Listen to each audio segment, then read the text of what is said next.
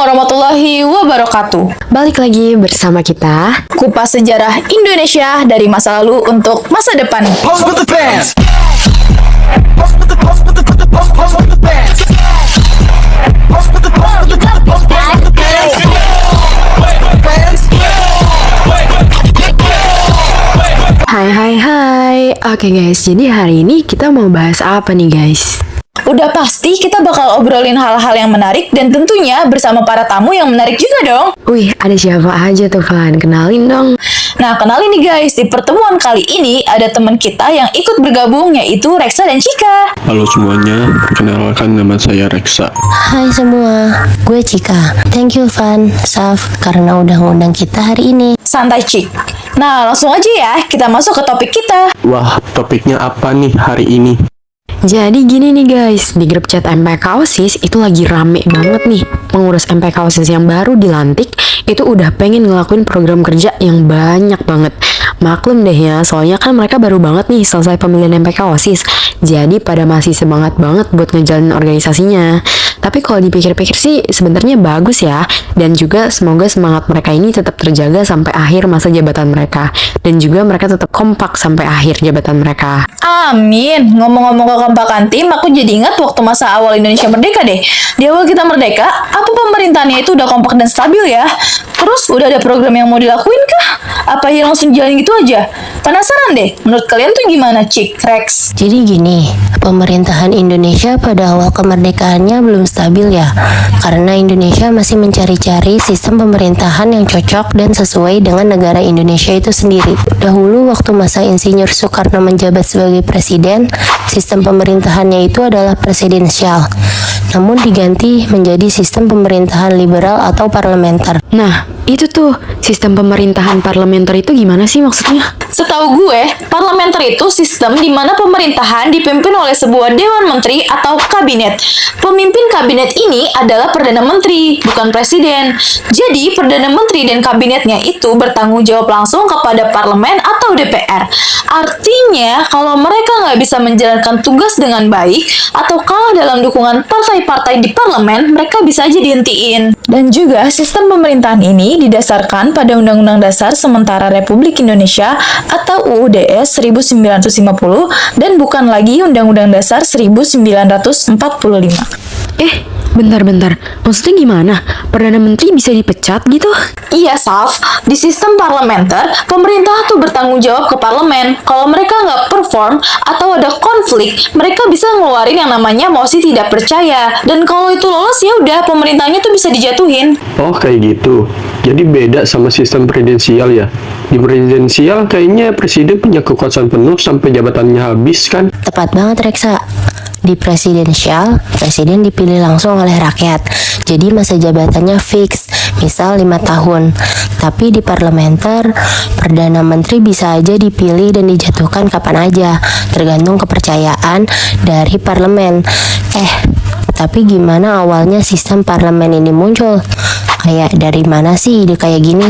Nah, kalau ngomongin sejarahnya, gue tahu nih Cik. Jadi, sistem parlementer ini udah ada sejak abad ke-17 di Inggris. Dulu, raja di Inggris itu punya kekuasaan yang gede banget. Tapi setelah ada revolusi agung di tahun 1688, kekuasaan rajanya ini mulai dipangkas. Terus parlemennya ini jadi dapat peran yang lebih besar. Nah, dari situlah Inggris jadi model buat banyak negara lain yang pakai sistem parlementer. Oke, berarti parlementer ini asalnya dari Inggris ya?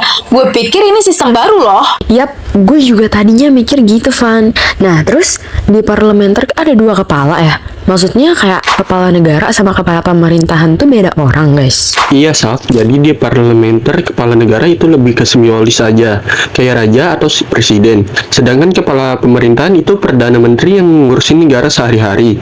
Jadi kayak mereka punya job desk yang berbeda-beda. Oh, gue ngerti sekarang. Jadi di presidensial, presiden tuh 2 peran sekaligus ya? Jadi kepala negara dan kepala pemerintahan, gitu kan? Iya, Saf. Di presidensial, presiden tuh pegang 2 peran itu sekaligus. Oke, ngerti. Tapi parlementer ini cuma dipakai di Inggris doang kah? Atau banyak negara lain yang juga pakai? Banyak negara yang pakai, Van. Selain Inggris, ada juga negara kayak Jepang, India, Australia, dan bahkan negara-negara Eropa lainnya. Mereka ngelihat fleksibilitas sistem parlementer ini cocok buat dinamika politik di negara mereka. Fleksibel sih iya, tapi ribet juga ya kalau Perdana Menterinya sering ganti-ganti. Jadi politiknya nggak stabil dong. Yes, bener banget, Van. Itu pasti sih. Tapi kalian tahu nggak kalau pada saat itu tuh Indonesia gonta-ganti kabinet berapa kali? Tahu, 7 kali, Van. Banyak juga ya. Gue tahu yang pertama itu Kabinet Nasir 6 September 1950 sampai 21 Maret 1951. Pemimpinnya itu Muhammad Nasir dari Partai Masyumi. Ini nih berapa program kerjanya. 1. Melaksanakan pemilu untuk memilih anggota konstitusi dan DPR. 2. Daftarin Indonesia ke PBB. 3. Menstabilkan keamanan negara. 4. Menyelesaikan masalah Irian Barat. Nah, buat memperbaiki perekonomian negara, Muhammad Nasir nerapin program Gerak Ekonomi Banteng. Oh, nama programnya agak gimana gitu ya? Terus ada apa lagi nih? Iya ya, tapi itu dirancang oleh ahli ekonomi tau sah. Namanya itu Sumitra Tidjojo Hadikusumo. Tujuannya untuk mengubah sistem ekonomi kolonial peninggalan Belanda jadi ekonomi nasional. Namun sayangnya nih ya, program ini disalahgunakan oleh pengusaha di Indonesia. Program ini justru membuat beban keuangan negara bertambah dan menjadi salah satu sumber defisit. Ih dasar, kok gitu? Iya benar. Tapi nih, sebelum Kabinet Nasir menyelesaikan program ini, dia dapat mosi tidak percaya dari partai lawan karena ngeluarin peraturan pemerintah nomor 39 tahun 1950. Isinya tuh tentang pembentukan Dewan Perwakilan Rakyat Daerah atau DPRD.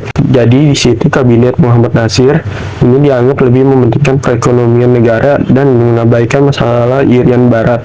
Udah deh, habis itu Kabinet Muhammad Nasir lengser pada tahun 1951 pada tanggal 21 Maret. Kasihan ya, habis itu dilanjutin Kabinet Sukiman kan? Yang menjabat dari 27 April 1951 sampai 3 April 1952. Kabinet Sukiman ini dipimpin oleh Dr. Sukiman dari Partai Masyumi dan didukung oleh PNI. Nah, ini adalah program kerjanya. Yang pertama itu mengusahakan kemakmuran rakyat, yang kedua menetapkan upah minimum buruh, yang ketiga memperbarui hukum agraris agar sesuai kepentingan petani, dan yang keempat mempercepat pemilihan umum. Di bidang keamanan, sebagai negara hukum, wajib banget menjalankan hukum dengan baik dan tegas untuk menjamin keamanan dan ketentraman. Untuk di bidang politik luar negeri, yang pertama itu menjalankan politik bebas aktif. Maksudnya di sini adalah Indonesia tidak terikat dengan ideologi atau pemahaman tertentu. Yang kedua, memperjuangkan Irian Barat untuk bergabung ke Indonesia. Namun sayangnya nasibnya itu masih sama seperti Kabinet Nasir. Kabinet ini mendapatkan mosi tidak percaya karena melanggar politik bebas aktif Indonesia. Karena pada saat itu ada kesepakatan bantuan ekonomi dan juga militer dari Amerika Serikat buat Indonesia lewat Mutual Security Act atau MSA yang ditandatangani oleh Ahmad Subarjo yang pada saat itu menjadi Menteri Luar Negeri. Jadi intinya Kabinet Sukiman ini dianggap lebih condong ke Amerika Serikat. Nah, pada tanggal 3 April 1952 udah deh kabinet tersebut lengser. Jujur ini lebih kasihan sih, Van. Yang ketiga, gue tahu nih, Kabinet Wilopo kan? Nah, Kabinet Wilopo ini menjabat dari 27 April tahun 1952 sampai 3 April 1953. Kabinet ini dipimpin oleh Wilopo dari Partai PNI. Prokernya apa, Saf? Prokernya itu ada beberapa, Cik. Yang pertama, dia melaksanakan pemilu. Nah, kabinet ini berhasil membuat rancangan undang-undang pemilu yang diajukan ke parlemen untuk disahkan. Terus yang kedua, meningkatkan kemakmuran rakyat. Yang ketiga, membebaskan Irian Barat. Dan yang terakhir itu menjalankan politik luar negeri bebas aktif. Kabinet ini juga ditugaskan untuk memberhentikan kerjasama MSA yang pernah ditandatangani pada masa Kabinet Sukiman. Lengsernya tuh gara-gara apa, Saf? Jadi gini, Van, walaupun kabinet ini sudah berjuang semaksimal mungkin, tetapi tetap bernasib sama seperti yang sebelumnya juga. Mereka itu dijatuhkan dengan mosi tidak percaya yang disebabkan karena yang pertama itu adanya konflik sipil dan militer, khususnya Angkatan Darat pada tanggal 17 Oktober 1952. Jadi ini ceritanya si Angkatan Darat minta bubarin parlemen kepresidenan karena terlalu mencampuri urusan internal Angkatan Darat. Tetapi justru presiden menolak dan memecat kepala Angkatan Daratnya ini. Nah, yang kedua ada peristiwa Tanjung Morawa. Nah, ini adalah peristiwa berdarah karena terjadi bentrok fisik antara petani dan juga pemerintah di Deli Serdang pada tanggal 16 Maret 1953. Nah, peristiwa ini dimulai dari keinginan pemerintah yang ingin membuat sawah percontohan bagi masyarakat yang dulunya merupakan perkebunan Belanda. Tetapi wilayah itu sudah dikuasai oleh penggarap liar. Nah, dikarenakan dua alasan tersebut, maka pada tanggal 3 Juni 1953, Kabinet Wilopo itu resmi dibubarkan. Ini baru yang ketiga. Yang keempat tuh apa, guys? Yang keempat nih aku tahu, namanya Kabinet Ali Sastro Amijojo I. Itu pada tanggal 31 Juli 1953 sampai 24 Juli 1955. Kabinet ini dipimpin oleh Ali Sastro Amijojo dari Partai PNI dan juga ada wakilnya yaitu Wongsonegoro dari Partai PIR. Nah, kalian pasti mau nanyakan program kerjanya. Nih, aku kasih tahu ya. Yang pertama itu, kabinet ini ingin memberantas pemberontakan DI atau TII. Yang kedua, melaksanakan pemilu untuk memilih anggota parlemen ataupun konstituante. Yang ketiga, mengembalikan Irian Barat. Yang keempat, melaksanakan konferensi Asia Afrika. Dan yang terakhir, memajukan perekonomian Indonesia. Nah, untuk menjalankan program-program kerjanya, ada yang namanya sistem ekonomi Alibaba. Apa tuh maksudnya, Cik? Kok namanya Alibaba? Gini loh, Van. Jadi emang sistem ekonomi Alibaba ini diprakarsai oleh Ishak Cokro Hadisuryo. Dia yang melakukan kerjasama antara pengusaha non-pribumi dan pengusaha pribumi. Jadi bisa diartikan Ali yang artinya pengusaha pribumi dan Baba yang artinya pengusaha non-pribumi. Tujuannya sih untuk memajukan pengusaha lokal agar pengusaha lokal ikut andil dalam memajukan perekonomian nasional. Tapi dikarenakan pengusaha pribumi ini masih kurang pengalamannya, justru dimanfaatkan oleh pengusaha non-pribumi sebagai alat untuk mendapatkan kredit dan juga lisensi dari pemerintah. Yang gue dengar juga Kabinet Ali Sastrowijoyo I ini juga punya catatan penting di sejarah. Satu, mereka berhasil menyelenggarakan konferensi Asia Afrika di Bandung pada tanggal 18 sampai 24 April 1955. Dua, mereka berhasil mempersiapkan dasar hukum untuk menyelenggarakan pemilu. Rencananya sih ya pemilu ini akan diselenggarakan pada pertengahan tahun 1954. Namun sayangnya sebelum pemilu itu dilaksanakan, kabinet ini keburu lengser. Sebabnya itu kabinet ini dianggap tidak dapat menyelesaikan konflik internal Angkatan Darat, pemberontakan DITI di Jawa Barat, Ahar Muzakar di Sulawesi Selatan, Daud Brehu di Aceh. Juga dikarenakan kasus ekonomi yang semakin memburuk seperti korupsi dan juga inflasi. Kabinet Ali Sastrowijoyo I lengser pada tanggal 24 Juli 1955. Oh alah, ayo lagi dong guys. Abis itu ada kabinet apa lagi? Ada yang tahu nggak? Kalau selanjutnya itu ada Kabinet Burhanuddin Harahap yang dibentuk setelah Kabinet Ali Sastrowijoyo I lengser, yaitu pada tanggal 12 Agustus 1955. Kabinet ini dipimpin oleh Burhanuddin Harahap dari Partai Masyumi. Nah, program kerjanya itu simpel, yaitu dia ingin mengembalikan kewibawaan pemerintah setelah 4 kali pergantian kabinet dan melaksanakan pemilu. Nah, program kerja utamanya ini adalah yang melaksanakan pemilu, di mana pemilunya ini akan dibagi menjadi 2 gelombang. Gelombang pertama untuk memilih anggota DPR dan itu terlaksana pada tanggal 29 September 1955 dan gelombang keduanya itu pada tanggal 15 Desember 1955 untuk memilih 514 anggota konstituante. Nah, dari yang sebelum-sebelumnya itu kan cuma wacana, tapi pemilu kali ini tuh beneran berhasil buat dilaksanain. Nah, setelah pemilu selesai dilaksanakan, Kabinet Burhanuddin Harahap mengundurkan diri karena program kerja utamanya sudah dilakukan. Wah, yang ini keren banget nih. 2 lagi ya guys. Jadi yang selanjutnya itu ada Kabinet Ali Sastroamijojo II pada tanggal 20 Maret sampai dengan 14 Maret 1957. Kabinet ini dipimpin oleh Ali Sastroamijojo. Nah, kabinet ini merupakan kabinet pertama yang memerintah dari hasil pemilu dari demokrasi liberal. Nah, kabinet ini memiliki rencana pembangunan 5 tahun. Yang pertama itu memperbaiki ekonomi, terus otonomi daerah, lalu perbaikan nasib buruh, kemudian ada pembentukan ekonomi keuangan. Nah, kabinet ini juga memiliki program kerja. Di antaranya, yang pertama itu ada pembatalan hasil KMB lewat Undang-Undang Nomor 13 Tahun 1956. Kemudian yang kedua, meneruskan perjuangan pembebasan Irian Barat. kemudian menjalankan politik bebas aktif sesuai kepentingan rakyat dan menuju perdamaian dunia. Lalu meneruskan kerjasama dengan negara Asia Afrika, kemudian melaksanakan keputusan Konferensi Asia Afrika. Nah, sama seperti sebelumnya, kabinet ini memiliki usia yang pendek karena sering terjadi perbedaan pendapat antara partai politik yang ada di kabinet dan juga dikarenakan banyaknya pemberontakan di daerah seperti PRRI, Permesta yang membuat Indonesia nggak stabil. Nah, mereka menuntut kabinet ini untuk lengser dan akhirnya kabinet ini pun jatuh pada tanggal 14 Maret 1957. Nah, yang terakhir ini nggak kalah keren deh pokoknya, karena kabinet ini dipimpin oleh Insinyur Juanda. Beliau itu bukan dari partai politik manapun, tapi dari orang-orang profesional. Makanya sering disebut kabinet karya atau Zaken Kabinet. Kabinet Juanda ada pada tanggal 9 April 1957 hingga 5 Juli 1959. Program kerjanya ada 5, yaitu yang pertama, membentuk Dewan Nasional yang tugasnya menampung dan menyalurkan aspirasi masyarakat ataupun orang-orang di luar partai politik. Yang kedua, normalisasi keadaan NRI lewat musyawarah nasional atau tokoh daerah. Yang ketiga, mempercepat pembangunan. Yang keempat, melanjutkan pembatalan hasil konferensi meja bundar. Dan yang terakhir, memperjuangkan Irian Barat.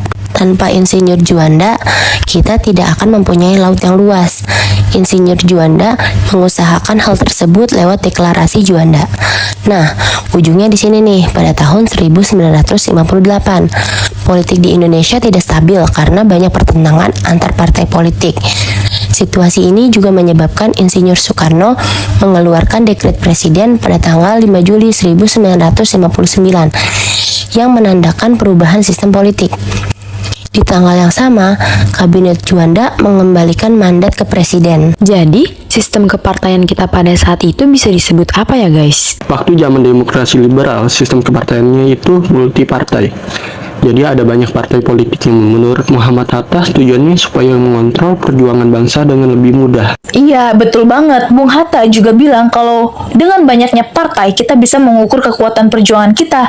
Selain itu, jadi gampang juga buat nuntut tanggung jawab dari pemimpin-pemimpin partai yang lagi berjuang. Sounds good kan? Tapi kenyataannya, partai-partai ini malah sering fokus ke kepentingan golongan masing-masing daripada kepentingan nasional. Jadi, bukannya kerjasama, mereka malah saling bersaing, cari kesalahan, bahkan saling menjatuhkan. Nah guys, tadi gue salpok sama kabinet Burhanuddin Harahap. Berarti itu pemilu pertama dong. Iya, sistemnya gimana deh? Oh iya, itu gue sempet baca dari internet. Katanya itu adalah pemilu pertama di Indonesia dan juga pemilu paling demokratis dalam sejarah politik Indonesia. Nah, betul tuh, benar ya kata Fania tadi, ada 2 gelombang. Yang pertama, memilih anggota DPR yang digelar pada tanggal 29 September 1955.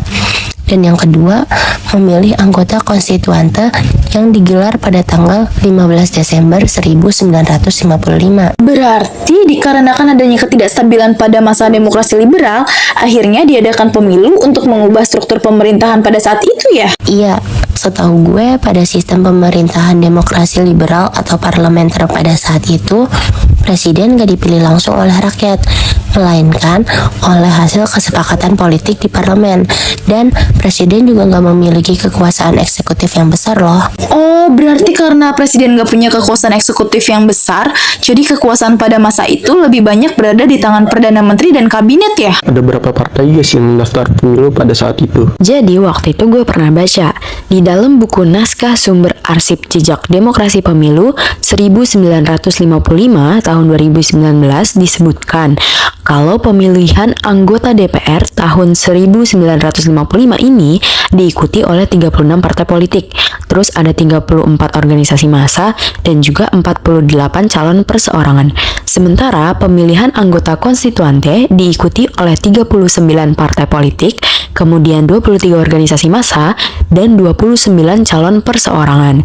Lalu hasil pemilu 1955 ini yaitu 4 partai menempati urutan teratas dalam pemilihan anggota DPR dan konstituante. Partainya itu ada, yang pertama ada PNI sebanyak 22,3%. Terus yang kedua ada Masyumi sebanyak 20,9%. Terus yang ketiga ada NU sebanyak 18,4%. Lalu yang terakhir ada PKI sebanyak 16,4%. Tapi setelah dilaksanakannya pemilu dan terpilihnya anggota pemerintahan yang baru, sistem pemerintahan di Indonesia pada saat itu masih belum stabil ya? Yes, bener banget Van. Meskipun pemilu 1955 ini sukses dilaksanakan dan merupakan salah satu pemilu paling demokratis dalam sejarah Indonesia, namun hasilnya tidak serta-merta menciptakan stabilitas politik. Setelah pemilu, kabinet-kabinet ini masih sering mengalami pergantian akibat perpecahan dalam koalisi dan ketegangan antara partai-partai politik utama seperti PNI, Masyumi, NU, dan juga PKI. Nah, karena kegagalan kabinet dan parlemen untuk menjalankan pemerintahan yang stabil, itu menyebabkan Presiden Soekarno mengeluarkan dekret Presiden 5 Juli 1959 yang membubarkan konstituante dan mengakhiri periode demokrasi liberal. Duh, kalau gitu berarti perekonomiannya juga pasti semakin buruk kan? Kalau dipikir-pikir iya juga pasti. Apa yang bikin perekonomian Indonesia waktu itu nggak stabil ya? Faktornya banyak, Reksa. Salah satunya karena kabinet sering gonta-ganti akibat krisis politik. Ini bikin kebijakan ekonomi nggak pernah stabil. Setiap kabinet baru terbentuk, kebijakan ekonominya berubah lagi. Jadi nggak ada kesinambungan gitu. Jadi kebijakan yang sering berubah bikin ekonomi susah berkembang. Apalagi yang jadi masalah? Selain perubahan kebijakan, inflasi juga jadi masalah besar. Pemerintah banyak mencetak uang untuk membiayai perang kemerdekaan, tapi produksi barangnya masih rendah. Nah, akibatnya uang yang beredar itu jauh lebih banyak daripada barang. Nah, hal ini yang membuat harga-harga melambung dan inflasi bisa mencapai lebih dari 100%. Inflasi setinggi itu pasti bikin kehidupan masyarakat makin sulit. Iya, Van. Daya beli masyarakat turun, harga kebutuhan pokok naik. Ditambah lagi, anggaran pemerintah mengalami defisit besar. Pengeluaran negara lebih besar daripada penerimaan, terutama karena biaya tinggi untuk proyek-proyek besar dan belanja militer. Kalau anggaran defisit gitu, apa aja yang jadi penyebab utamanya? Penyebabnya banyak, Rex. Selain inflasi dan pengeluaran yang terlalu besar, penerimaan negara dari pajak rendah serta ekspor bahan mentah seperti karet dan kopi tidak stabil. Akhirnya, pengeluaran itu bisa melebihi pendapatan. Wah, berarti pemerintah waktu itu susah banget buat mengelola ekonomi yang stabil ya. Lalu apa yang dilakukan untuk memperbaiki keadaan? Pemerintah waktu itu melakukan berbagai upaya untuk memperbaiki kondisi ekonomi. Salah satunya ada kebijakan Gunting Syafruddin pada tahun 1950 yang dipelopori oleh Menteri Keuangan Syafruddin Prawiranegara. Kebijakan ini memangkas nilai uang kertas di atas Rp2,50 hingga setengahnya. Tujuannya untuk menekan inflasi dan mengurangi jumlah uang yang beredar di masyarakat. Oh, jadi itu semacam cara biar uang yang beredar lebih sedikit dan inflasi bisa ditekan. Bener tuh, Van. Selain itu, ada juga sistem ekonomi gerakan benteng yang dicanangkan oleh Menteri Perdagangan Sumitro Djojo Hadikusumo. Tujuannya adalah melindungi dan mendorong perkembangan pengusaha pribumi agar mereka bisa bersaing dengan pengusaha asing. Pemerintah memberikan bantuan kredit dan proteksi pasar buat pengusaha lokal. Itu mirip kayak usaha untuk mendorong ekonomi lokal ya, tapi berhasil gak? Sayangnya, program gerakan benteng ini kurang berhasil, Saf. Banyak pengusaha pribumi yang belum siap secara manajerial dan akhirnya gagal mengelola bantuan yang diberikan. Akibatnya, program ini tidak efektif. Selain itu, ada kebijakan apa lagi dari pemerintah? Ada kebijakan nasional Dea Fashebang pada tahun 1951. Dea Fashebang yang dulunya milik Belanda dinasionalisasi dan dijadikan Bank Indonesia, Bank Sentral Indonesia. Tujuannya supaya Indonesia bisa lebih mengontrol kebijakan moneternya sendiri. Oh, jadi biar Indonesia lebih mandiri dalam mengatur keuangan negara. Benar tuh, Van. Lalu ada juga sistem ekonomi Alibaba yang diterapkan oleh Menteri Perekonomian Ishak Cokro Hadi Suryo. Sistem ini mendorong kerjasama antara pengusaha pribumi dan pengusaha non-pribumi, terutama Tionghoa. Pengusaha pribumi atau yang biasa disebut dengan Ali mendapatkan akses modal dan bimbingan manajemen dari pengusaha non-pribumi atau BABA. Tujuannya untuk memperkuat posisi ekonomi pribumi. Kerjasama antara pengusaha pribumi dan non-pribumi. Kedengarannya menarik, tapi gimana hasilnya? Sistem Alibaba ini juga menghadapi masalah. Banyak pengusaha pribumi yang hanya jadi simbol atau sekadar memiliki nama di perusahaan, sementara manajemen dan operasional tetap dikuasai oleh non-pribumi. Jadi hasilnya tidak optimal. Pemerintah pasti nggak menyarankan, apalagi yang mereka coba lakukan. Pemerintah juga membentuk Biro Perancang Negara yang tugasnya merencanakan pembangunan ekonomi jangka panjang. Mereka ingin ada perencanaan yang lebih sistematis dan terkoordinasi, biar pembangunan ekonomi lebih fokus dan efektif. Itu pasti buat memperbaiki masalah perencanaan yang sebelumnya berantakan. Betul tuh, Van. Selain itu, pada tahun 1957, pemerintah juga mengadakan Musyawarah Nasional Pembangunan atau MUNAS yang gunanya untuk membahas langkah-langkah pembangunan ekonomi ke depannya. Nah, ini melibatkan berbagai pihak, termasuk pemerintah, pengusaha, ahli ekonomi, untuk mencari solusi dalam memperbaiki kondisi ekonomi yang masih terpuruk. Jadi ada banyak upaya yang dilakukan ya, tapi kayaknya hasilnya belum terlalu signifikan ya. Bener banget Rex, meskipun ada banyak upaya yang dilakukan, masalah ekonomi Indonesia pada waktu itu memang terlalu kompleks. Mulai dari kombinasi dari defisit anggaran, terus inflasi yang tinggi, ketergantungan pada harga komoditas, serta kebijakan yang seringkali tidak efektif, itu membuat perbaikan ekonomi berjalan lebih lambat. Nah, semua ini akhirnya berkontribusi pada ketidakstabilan ekonomi di masa demokrasi liberal. Jadi ketidakstabilan ekonomi dan politik waktu itu memang saling berhubungan ya? Bener, Van. Politik yang gak stabil bikin ekonomi sulit dikelola dengan baik, dan masalah ekonomi yang gak terselesaikan dapat memperburuk krisis politik, yang dimana pada akhirnya Presiden Soekarno mengeluarkan Dekret Presiden 5 Juli 1959 yang gunanya menghentikan demokrasi liberal dan menggantikannya menjadi sistem demokrasi terpimpin. Wah, ternyata kondisi ekonomi waktu itu sangat rumit. Pemerintah berusaha banyak hal, tapi situasinya benar-benar sulit. Nah, bener banget, Van. Masa demokrasi liberal memang penuh tantangan.